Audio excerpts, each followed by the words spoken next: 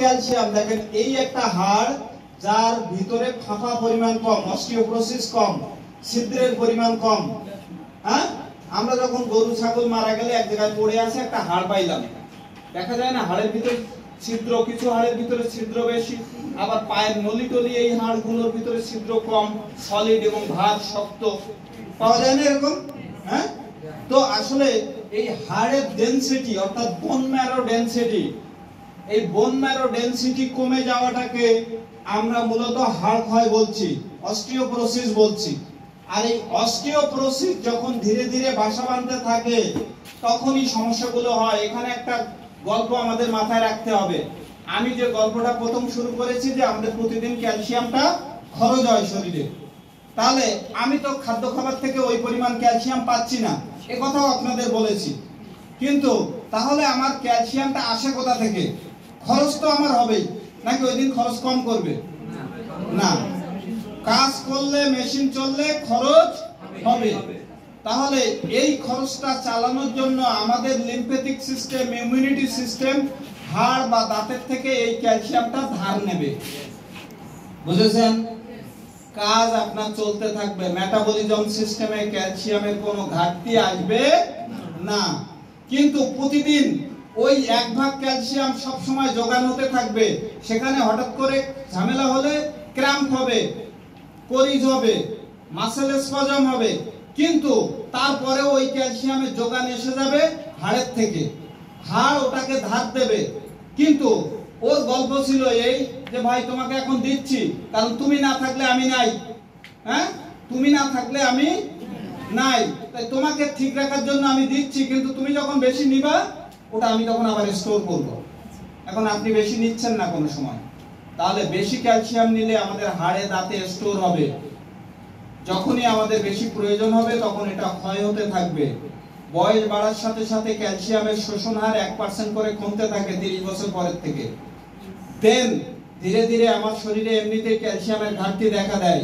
এই সময়টা প্রত্যেক মানুষের দরকার ক্যালসিয়াম সাপ্লিমেন্টের মাধ্যমে পুরনো ঘাটতিটাকে পূরণ করা।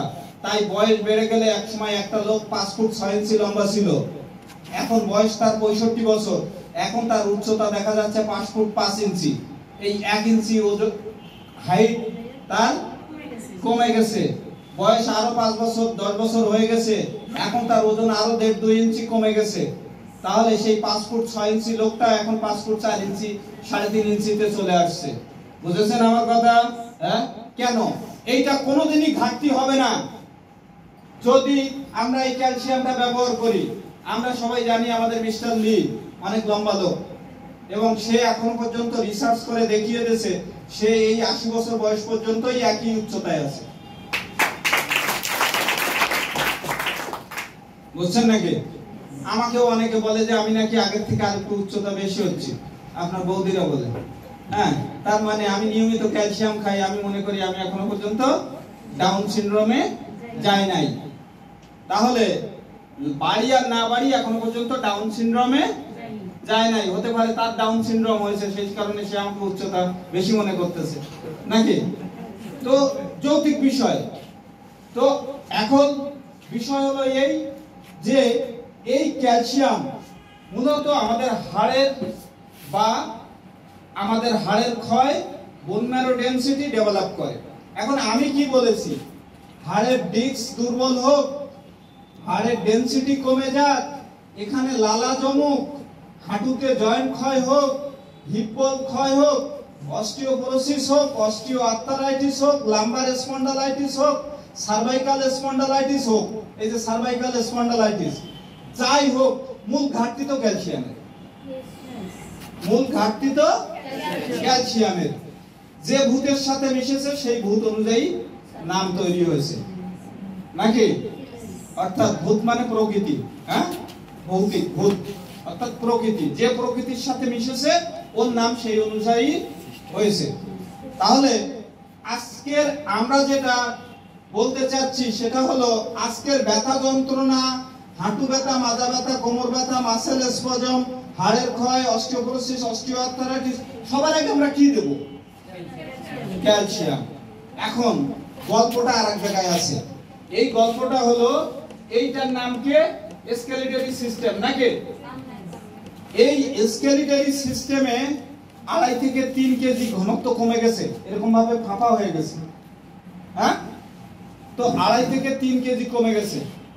তাহলে এর ফলে লোকটার অস্টিওপোরোসিস হয়েছে, লাম্বার ডিস্ক চেপে গেছে, ঘাড়ের ডিস্ক চেপে গেছে, হাঁটুতে ক্ষয় আসছে, মাথায় যেমন ব্যথা, কোমরে সেরকম ব্যথা, পায়ের গোড়ালিতে ব্যথা।